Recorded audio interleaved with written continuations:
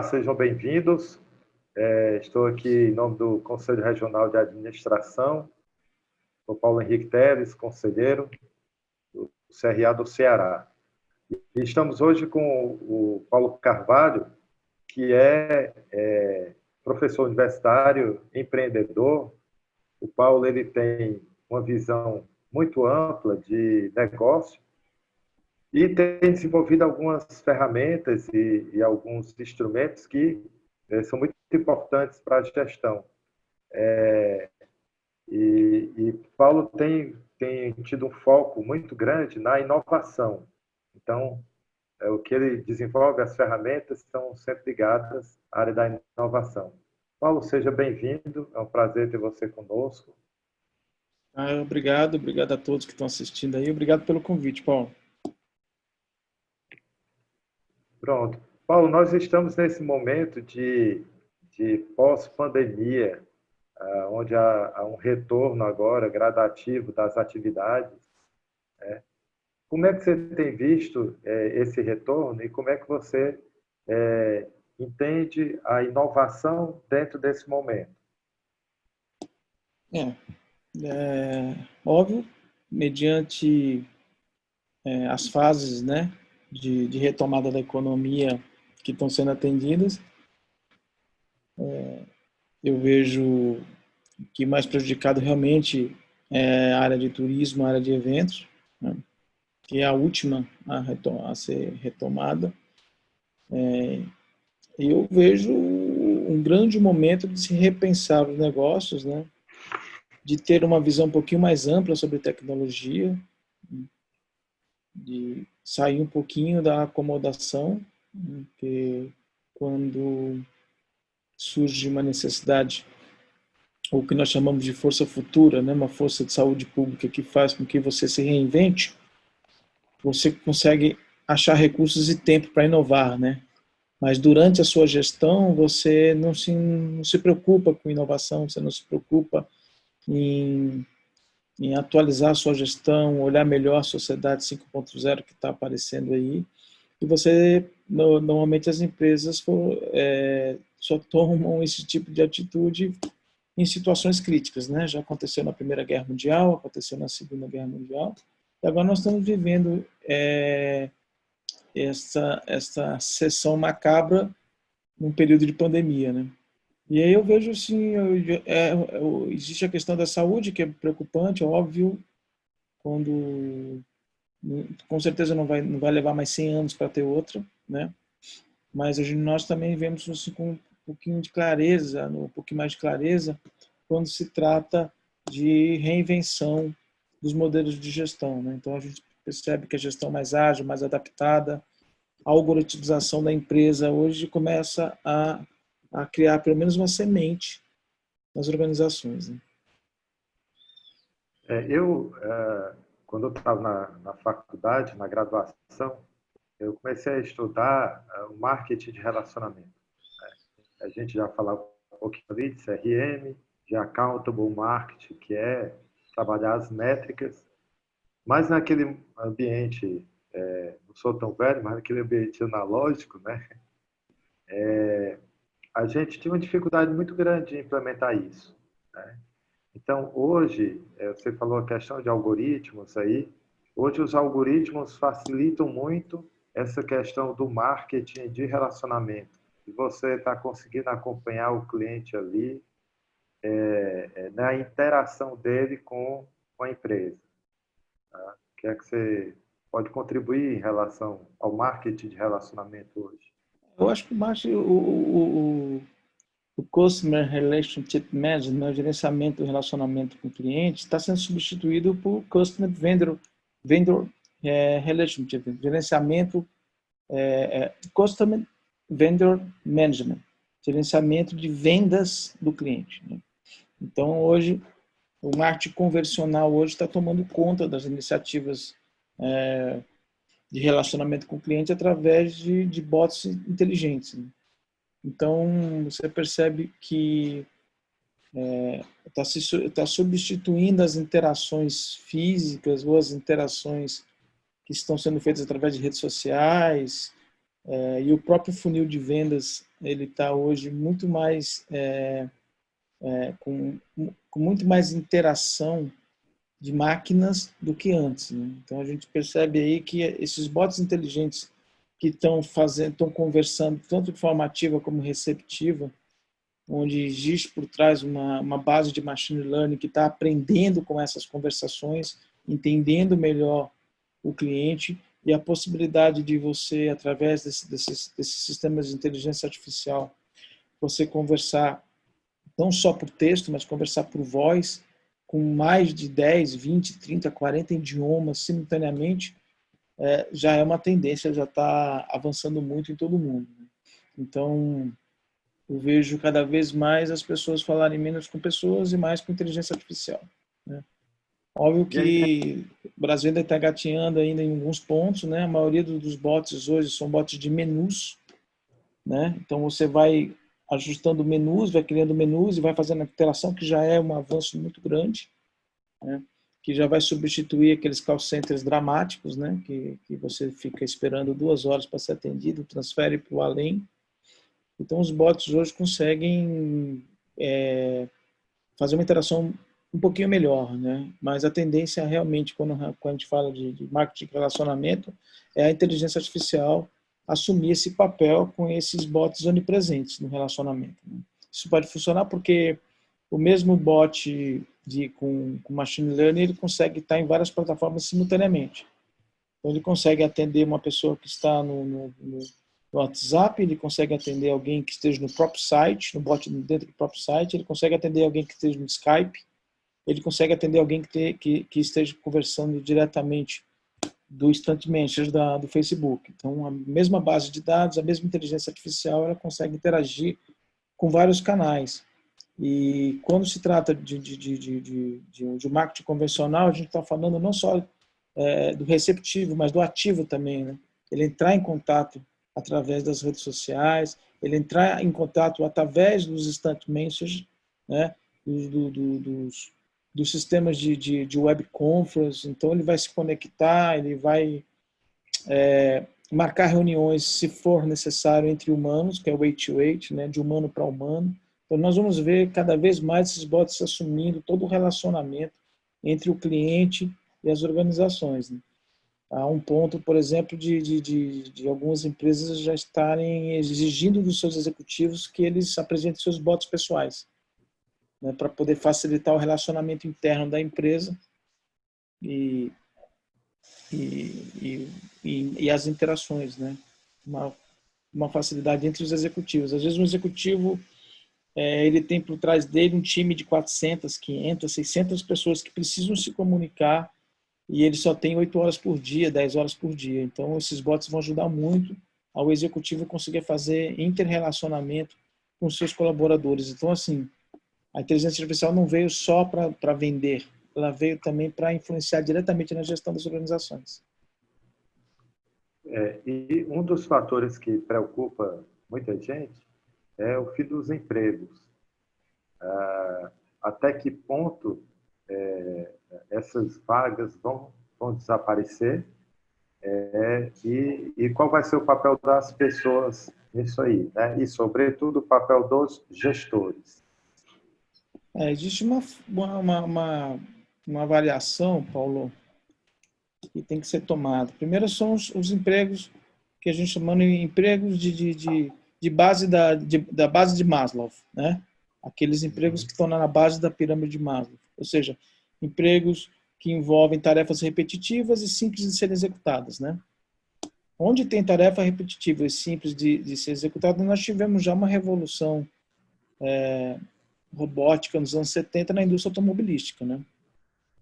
Ela já começou esse processo lá nos anos 70 da robotização dos seus parques produtivos.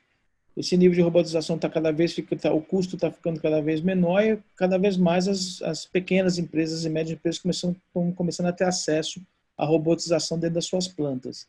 E aí, obviamente, a gente já tem um desemprego aí considerável assim, dos operadores, dos funcionários que você troca aí 10 funcionários por um operador de máquina, né? E agora, com a inteligência artificial até o operador não está fazendo mais sentido. Então, você consegue ter uma automação total de uma planta hoje, sem ter praticamente nenhum colaborador, a não ser pessoas que estão ali realmente só para avaliar algum pane, alguma coisa desse tipo, e os técnicos, né? Nesse sentido, Paulo, eu acho que vai ter uma migração, né? Uma migração para o empreendedorismo, né? Você sai de um chão de fábrica, vai empreender na área de alimentação, vai empreender em outras áreas, porque realmente, imagine um operador que tem 30 anos trabalhando no mesmo tipo de máquina, né? No mesmo segmento, e de repente o cara coloca um robô. Dificilmente ele vai conseguir arrumar emprego em outra indústria, né? Do mesmo segmento. Muito complicado isso, porque as vagas ficam cada vez mais limitadas à medida que você aumenta a automação. Então você acaba indo para outro tipo de segmento. E aí eu considero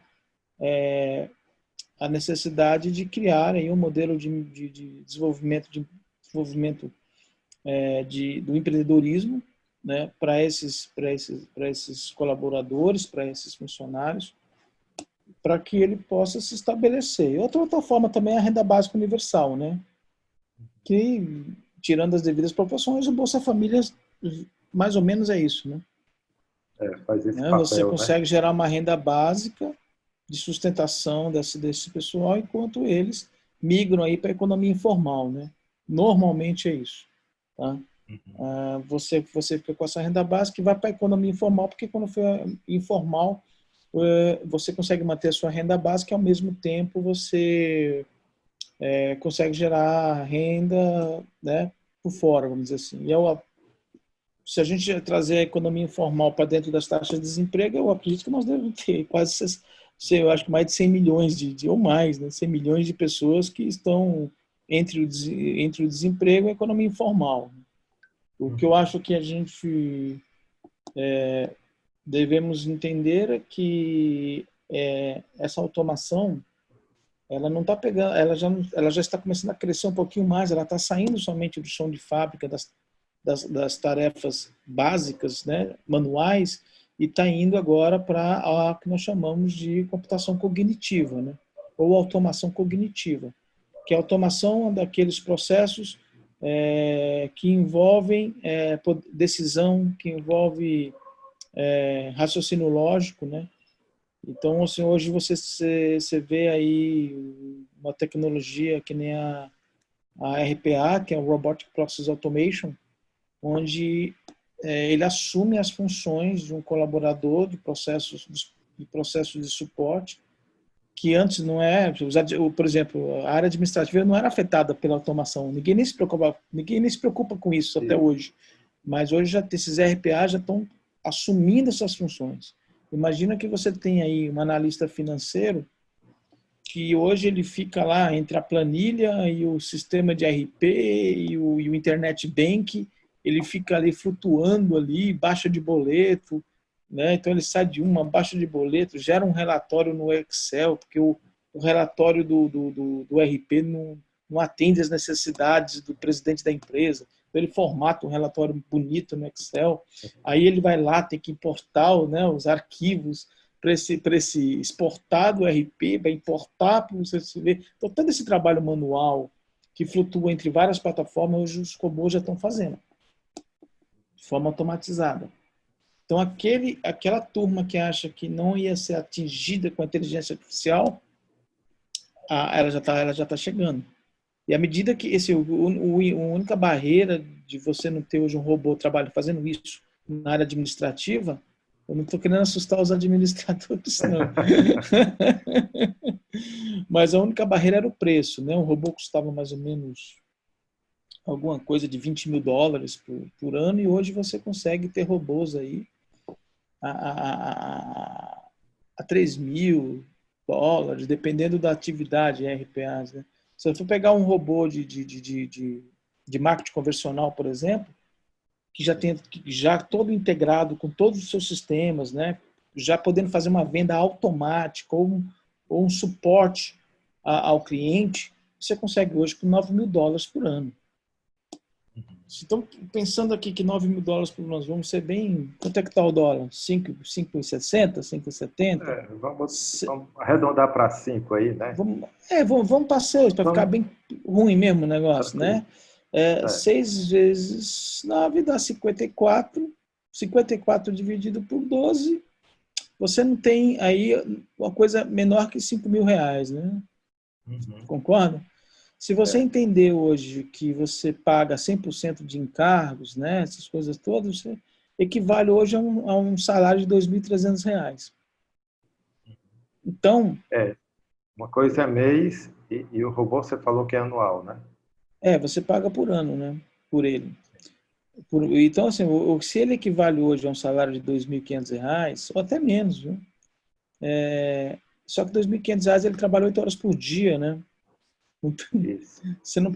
E outra coisa, você fica livre aí de problemas trabalhistas, né? E ele trabalha 7 por 24. Então, se você olhar dessa forma, é muito mais produtivo. Eu digo em tarefas que são rotineiras, né? Eu sempre vou fazer isso. Pode ser que seja 2 horas por dia, pode ser que seja uma vez por semana, pode ser que seja uma vez por mês, mas ela sempre se repete.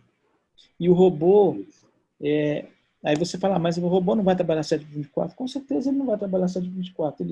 Ele simplesmente ele pode ocupar, e isso é legal, Paulo, falar sobre isso, porque quando a entrada de um robô na computação cognitiva, ele muda também a estrutura organizacional. Eu vou te explicar por quê. Hoje, quando nós contratamos um colaborador, nós contratamos ele para trabalhar 8 horas por dia, não é isso? São 44 horas e tem aquela 1 horinha lá do almoço e tal. Bom, vamos contar que seja 8 horas de segunda a sexta. Você contrata ele pela função, né? Pelo cargo que ele vai exercer, a função que ele vai exercer. E dentro dessa função, ele executa atividades. Essas atividades, elas geram entregas. As atividades, elas estão correlacionadas com outras atividades que não são mensuráveis. Atender o telefone, fazer uma reunião, fazer uma pesquisa não sei aonde, não é isso? Que são as atividades que nós chamamos de atividades tácitas. Aquelas que o processo não consegue detectar, mas que você precisa dela para executar a tarefa. Então, quando você determina determinadas atividades dentro de um processo para que a pessoa execute, normalmente ela fala, não tenho tempo, não consigo executar no tempo que vocês querem. Por quê? Porque não é computada essas atividades paralelas que são executadas o tempo todo. Você não consegue gerar atividades se você tem uma dúvida ou você está dependendo de uma informação de uma pessoa no CIPOC, né, input output, né, da qualidade. Quando eu ligo para aquela pessoa e fico meia hora, 1 hora com ela para esclarecer alguma coisa, aquela ligação não é computada dentro do seu esforço de trabalho. Né? Verdade. Mas eu fiquei 2 horas com o cara. Eu falei assim, mas esse problema é teu. Né?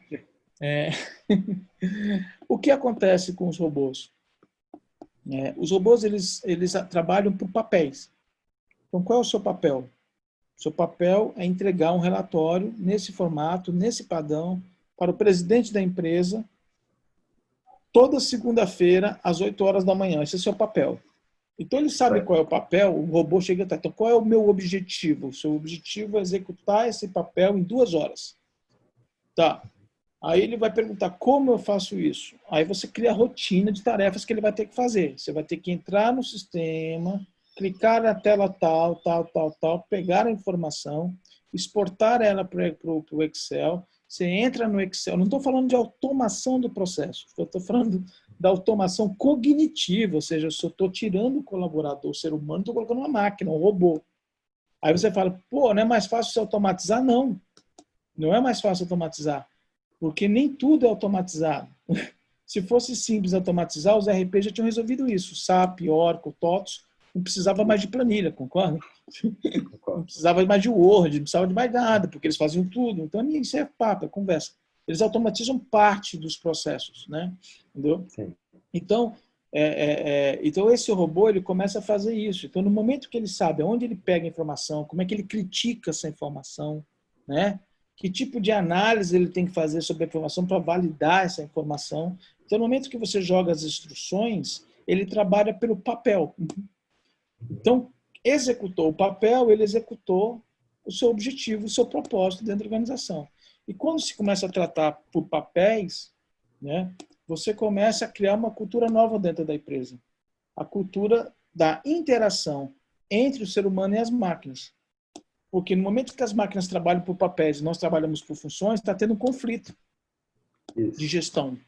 Porque o líder fala assim, olha, você tem que trabalhar 8 horas para mim. Né? E se você não executa tudo, fica sempre aquela coisa, né? Eu bati minha meta, não bati, eu não bati porque eu precisei fazer outras coisas. Quando entra a máquina trabalhando por papéis, a gestão atual, né? A gestão que eu ainda chamo que é a gestão tayloriana, né? Eu ainda acho que nós não saímos de Taylor ainda, né? Trabalhando por etapas. Entendeu? Então, quando você chega e olha e conflita, você fala assim, poxa, o robô fez 300 papéis e eu não consigo fazer a minha função. E se eu quebrar a minha função em papéis? E eu desenvolver papéis e buscar papéis no qual os robôs não conseguem executar. Aí você muda todo o contexto e o RH vai ter uma situação muito crítica pela frente, aí, a área de recursos humanos em cima disso, que é redesenhar a estrutura hierárquica tradicional para uma estrutura de engenharia de rede, onde não se define um cargo, e sim os papéis, a importância dos papéis que você executa dentro da organização. Olha que Paulo, interessante. Não sei se você, esse... se a turma entendeu Sim, aí sim, o... claro. Eu queria...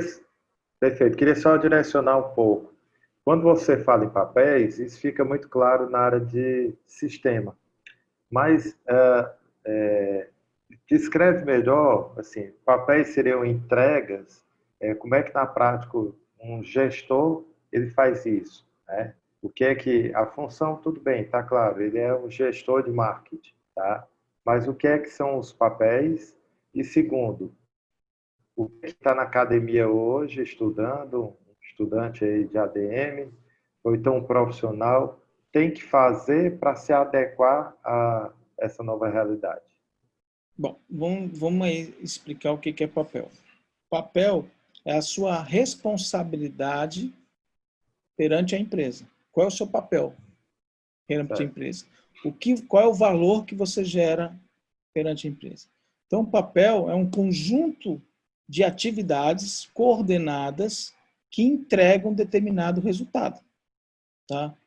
Este resultado que é entregue é justamente a combinação, tá? A combinação desses papéis, desses resultados, tem que estar atrelado a um objetivo em comum. Então, se o meu objetivo, por exemplo, em comum, vamos dizer, gerar agilidade hoje, agilidade na cobrança, eu vou ter vários papéis, né? Vários papéis que vão trabalhar um papel específico que vai analisar diretamente a inadimplência, um D1, D2, D3, para cada D1, D2, D3, esse papel vai ter scripts prontos de comunicação de cobrança, entendeu? Então, para D1 é 1, para D2 é 3, para D3 é tal. E em cima disso, ele vai ter que ter uma métrica, que é eu preciso saber como é que eu entrego isso, como é que eu entrego um relatório PDF, né? É uma planilha Excel, e eu preciso ter a meta. A meta, o que é? Quantos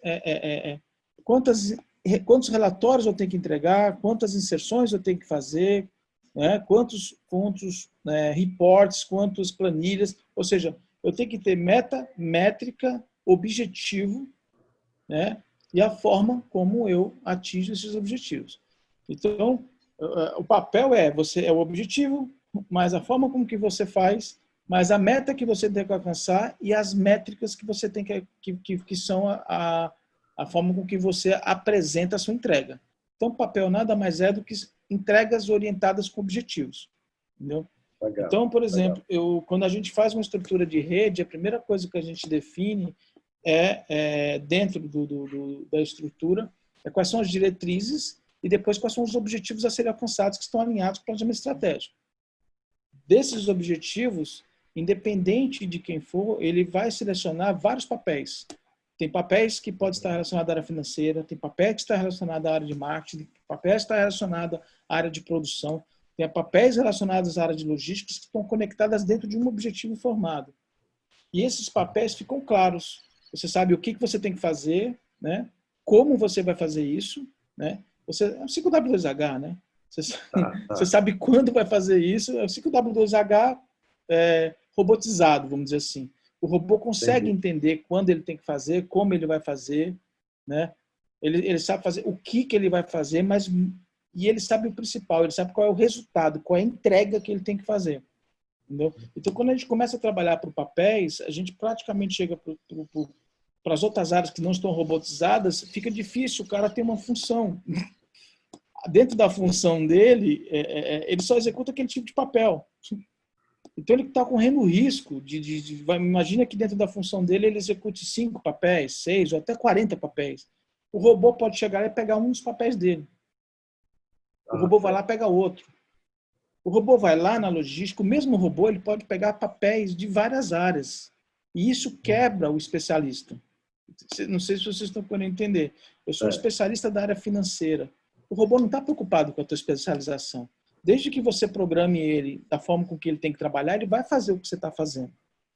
A inteligência artificial vai fazer o que você está fazendo. Então, o mesmo robô, ele pode atuar em papéis diferentes de vários colaboradores de vários lugares da empresa. Então, ele não se limita a trabalhar 8 horas por dia. Você está entendendo a diferença? Porque ele consegue, ele 24/7, ele consegue executar tarefas no domingo, no sábado. Paulo, quando você fala robô, no imaginário geral, vem aquela maquininha. Mas esse tipo de robô também é um sistema, é um programa que fica trabalhando através de inteligência artificial. A gente também pode considerar como robô, é isso? Ele é robô porque ele entra é como se ele estivesse clicando no teu teclado, né? Acessando a planilha. Ele abre o link do CRM. É como se tivesse uma pessoa que estivesse usando. Mas virtualmente isso é um programa e não um robozinho, uma maquininha que está ali teclando. Normalmente o RPA ele faz parte de uma suíte, né, onde você tem que mapear os processos, mapear todas as atividades que têm que ser feitas. Você tem que criar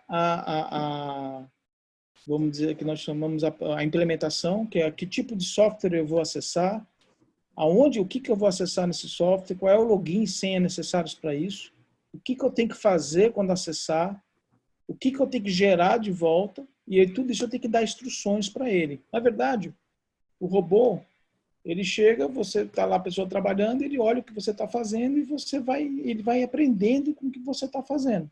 Depois você sai e deixa ele fazer. Aí, se ele errar alguma coisa, você vai lá e faz ajustes. Você esqueceu de fazer isso aqui, você esqueceu de puxar esse relatório, você esqueceu de fazer isso aqui.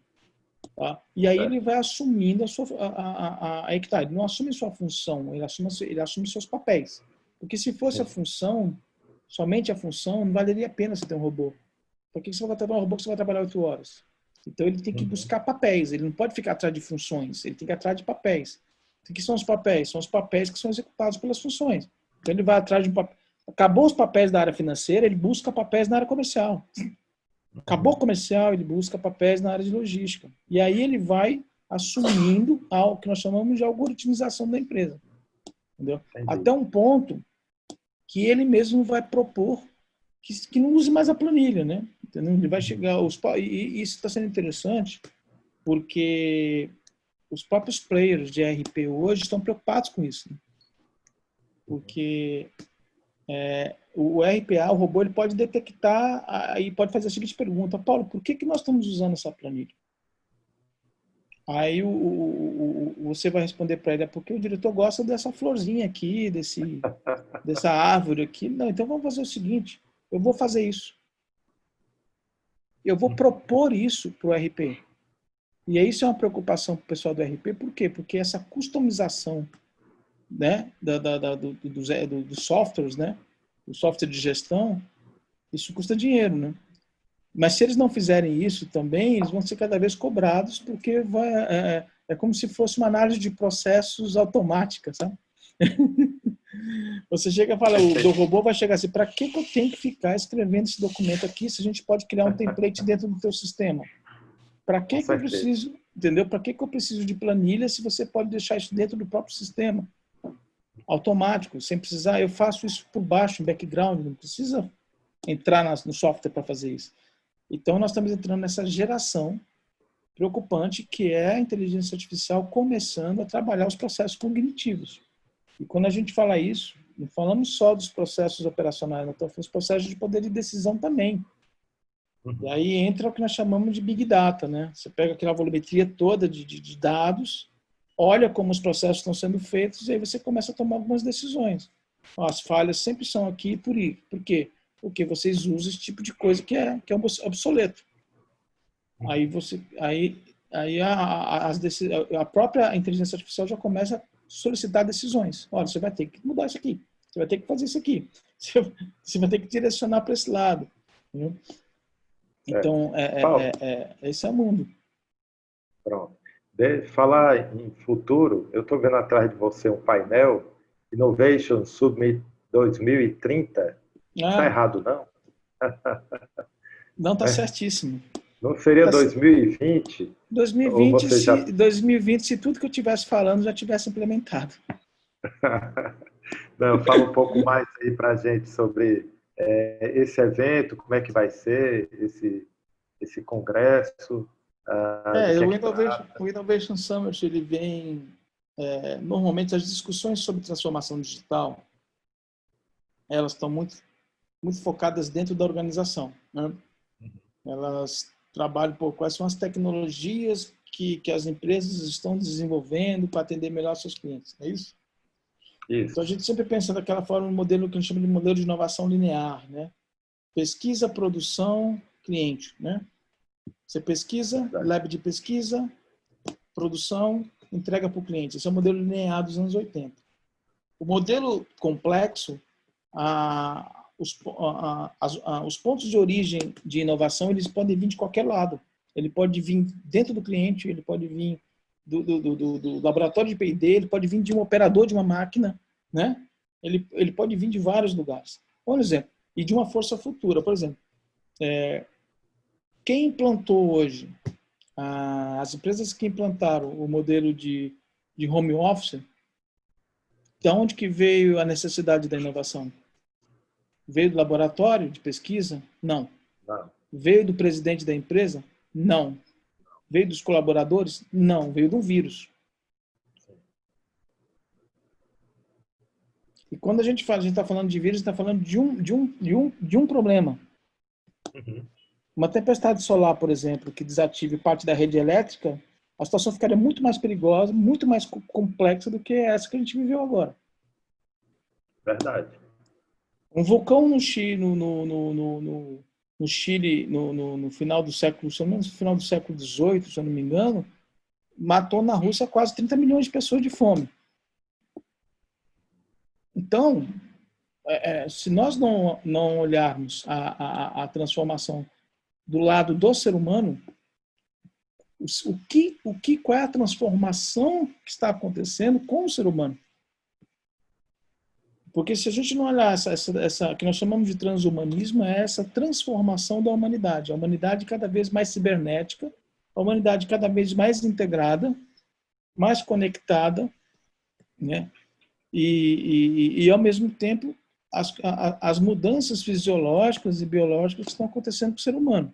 Mídia sintética, né? Então está tendo uma transformação na sociedade e as empresas estão preocupadas em produzir coisas para a sociedade,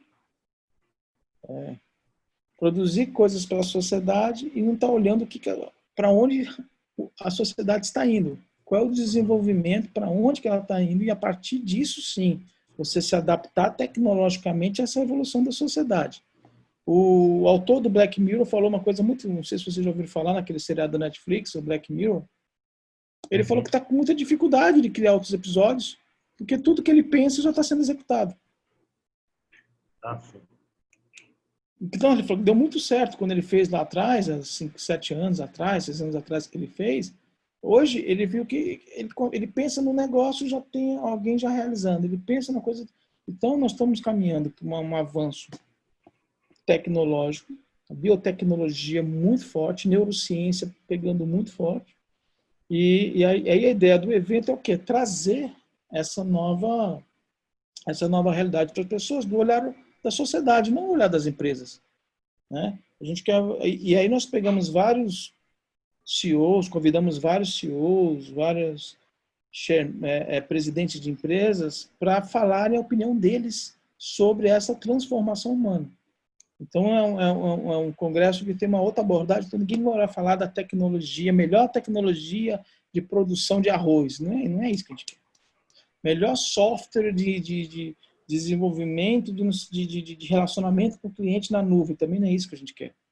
A gente quer saber o seguinte, como as pessoas estão se relacionando hoje? Independente do software, quer saber como elas se relacionam. Elas se relacionam hoje através do tic-tac, através do Messenger, através do WhatsApp. Elas estão habituadas hoje a conversar com máquinas. Até que ponto as máquinas estão avançando ao ponto de passar a lei de Turing? Né? Já existe possibilidades de bots hoje inidentificáveis, ou seja, você não consegue identificar se é um ser humano ou se é uma máquina. Se for assim, qual vai ser a perspectiva da humanidade quando você estiver conversando com alguém e não saber se ele é humano ou máquina? Até onde você sai do aspecto técnico e entra no aspecto pessoal e emocional, nos níveis de conversação. E quando chegar nesse ponto, qual vai ser a política das empresas com relação aos seus bots corporativos? Quando, por exemplo, uma pessoa fica tão amiga do bot que começa a colocar confidências para ele. Qual é o código de ética que vai ser utilizado para isso? Você vai responder? Você vai cortar? Vai dizer, olha, eu sou uma máquina, não posso entrar nesse entendeu? É esse o Legal. nível de Discussão, debate, né? que nós estamos querendo ter com o Innovation Summit, né? Uhum. Por exemplo, se você consegue filmar, já estão desenvolvendo as lentes de contatos e os óculos que filmam 24 horas, né? Tudo que acontece em volta de você. A Google está lançando agora, a nova versão do Google Glass agora vai ser um óculos conectado com o teu celular e na nuvem, transmitindo o tempo todo. Para que você você possa fazer estar ao vivo o tempo todo e rebobinar todas as suas atividades diárias. Como isso vai afetar os relacionamentos entre pessoas?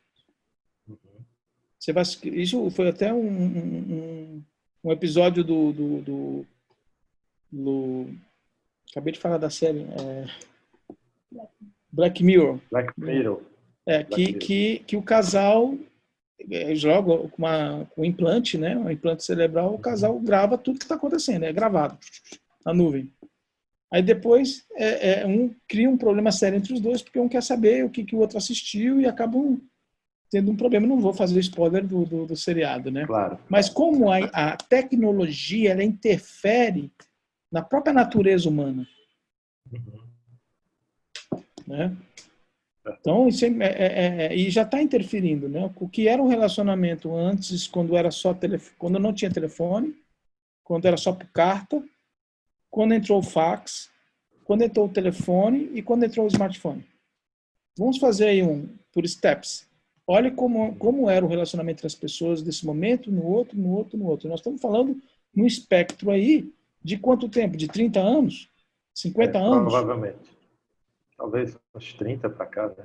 Exatamente. O que mudou a forma de se relacionar? As perspectivas, por exemplo, com relação a atividades. Qual é o interesse de determinadas atividades esportivas, atividades culturais, quando você tem tudo pronto dentro de um pequeno aparelho? Qual foi a vantagem que nós tivemos em ter acesso a tanta informação?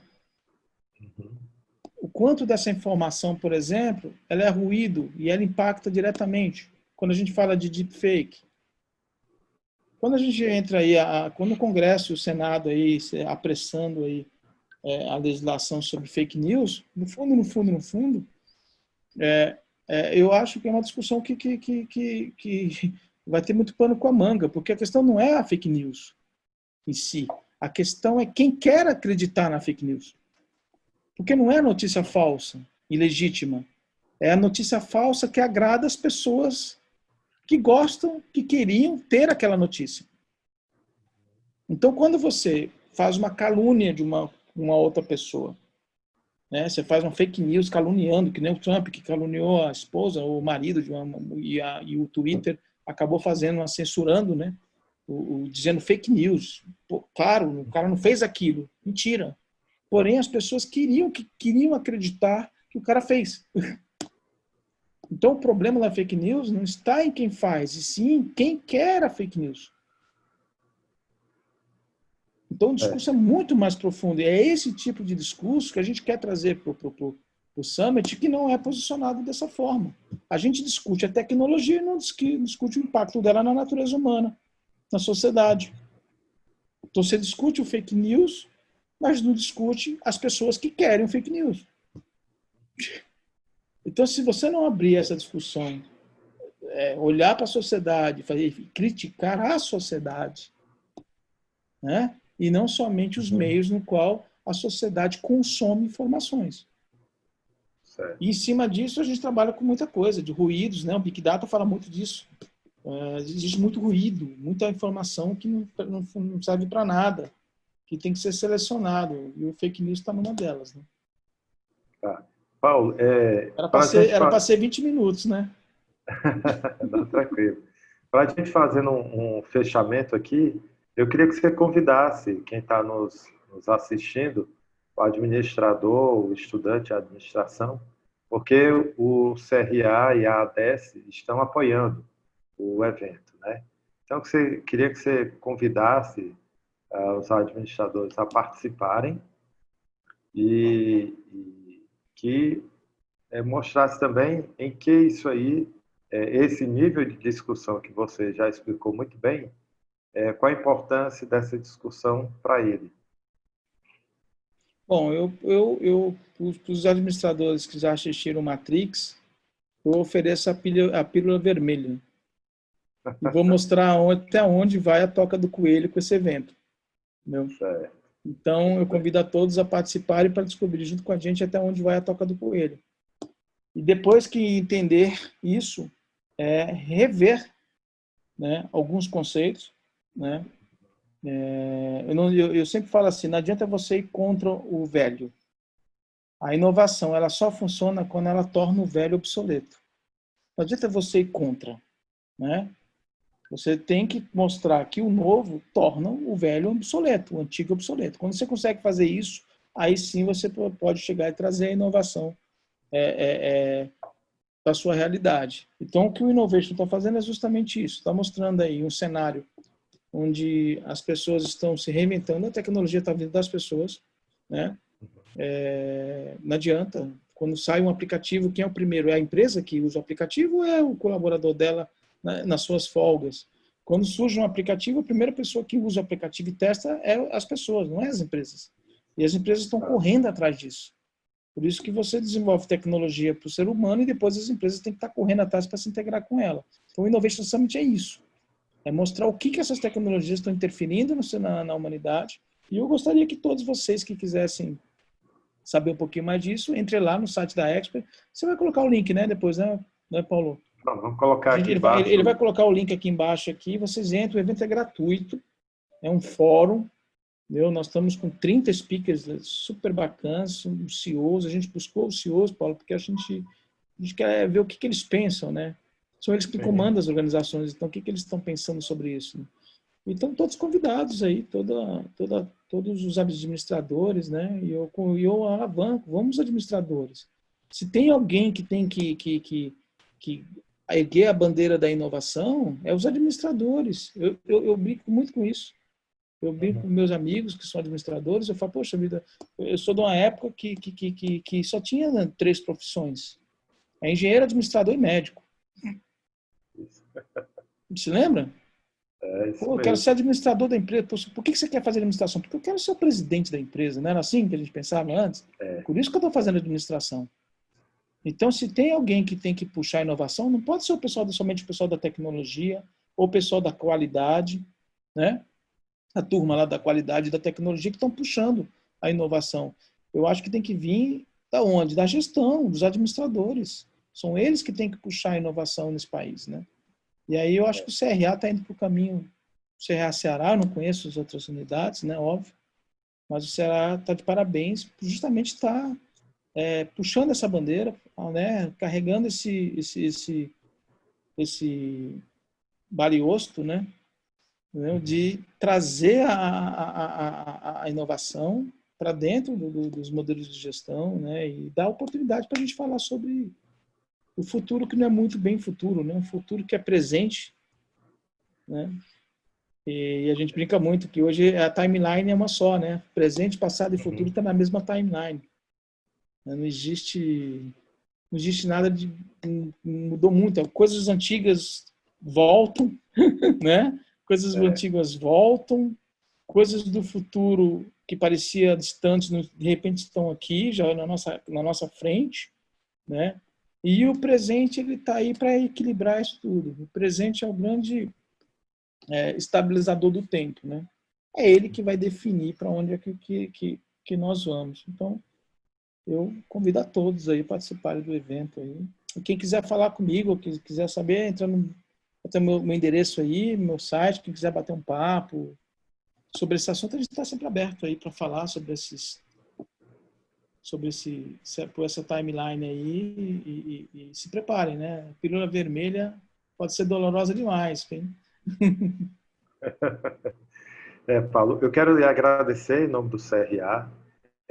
Quero reforçar o convite a todos os administradores, não é à toa que a gente trouxe o Paulo Carvalho. O Paulo, na verdade, também é um grande parceiro, né, Paulo? A gente acaba fazendo projetos também aí, sim, juntos, discutindo sobre inovação. É um dos grandes pensadores que nós temos aqui, não só no Ceará, mas ele também é um dos grandes colaboradores da Singularity University, está sempre em contato com a turma lá, né? Do pessoal de São Francisco, chapter de São Francisco. E a gente tem, então, trazido sempre novidades, acompanhem esses vídeos que a gente vai postando aqui no canal do CRA, Ceará, e é só para dar aquela ideia para você ter uma visão mais ampla e poder aprofundar. Então, recomendo que vocês entrem no site lá da Expert, tá? Que está aqui embaixo também, a gente está deixando já aí todo o endereço, e se inscrevam e participem. Eu já tô inscrito, vou participar sim, porque a gente tem muito que aprender e se desenvolver. Paulo, mais uma vez, nosso muito obrigado a você e até a próxima. Mas eu agradeço a todos, obrigado aí, até o momento, obrigado CRA, obrigado Paulo, obrigado Giovanni, e aguardo vocês também, né, lá no Innovation Summit. Afinal de contas, nós somos nossos parceiros do evento também, né? Com certeza. Até mais, então, gente, muito obrigado. Grande abraço e tchau, tchau. Tchau, tchau.